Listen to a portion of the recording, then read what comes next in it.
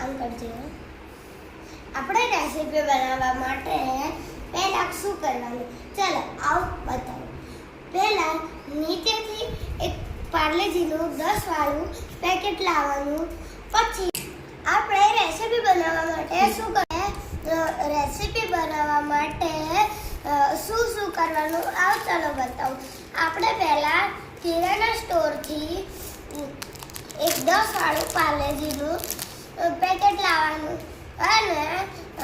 અને એમાં દૂધના લો ફ્લેમ ઉપર રાખવાનું 2 મિનિટ માટે. પછી એને નીચે ઉતારીને વાટકામાં મૂકી દેવાનું. પછી એની અંદર નાખવાનું આપણું પાર્લે બિસ્કિટ.